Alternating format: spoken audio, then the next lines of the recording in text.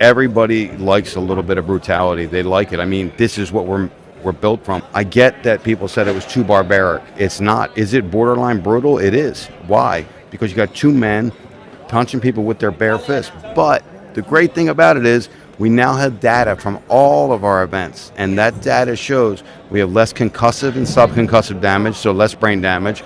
We have less facial fractures, less nose breaks, and even less hand breaks. We only have more cuts. So it looks more brutal, but it's not as brutal as it looks. You were rejected 56 times by 28 different states. What was the voice in your head that said, keep going? So while I was pitching those, I was doing underground bare knuckle shows, like in warehouses, small ones.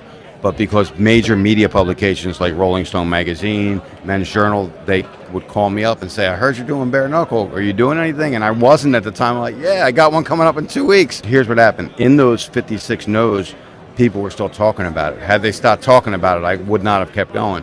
But because I would do these things and get them talking about it, I knew the excitement around it was great. If you come to one of these live events or BKFC and you're a combat sports fan, you have to be a fan for life. As the BKFC scales, usually when you see restaurants, well-known franchises, whenever they scale, the quality tends to decrease. How do you intend to keep the quality high? I mean, I have to be honest, it is not easy. It's not because it costs money. It costs money to we can't just keep it here either. We have to keep climbing up. So that comes with, as we do better, we get bigger sponsorships. We sell more tickets. We're now getting some TV deals. So things like that are going to just change the entire landscape of BKFC and make us be able to do these bigger and better shows all the time. I heard you mention the other day that BKFC 100 is going to be happening next year and you've got some big plans in store for that. But you said you can't really say much about it. Can you say anything at all? I mean, look, we had some great fights tonight. Some of those guys could be. We had some people in attendance that are probably going to be on that BKFC 100 show.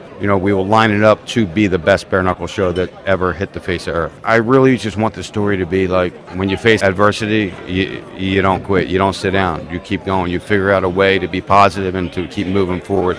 I think that's the story for BKFC because look at Lorenzo Hunt tonight. Everybody counted him out. He got back up and he won. That's the story of BKFC. That's the story of me. That's why I created this type of culture here. If you don't fight your ass off with one of our fights, you don't fight for us anymore.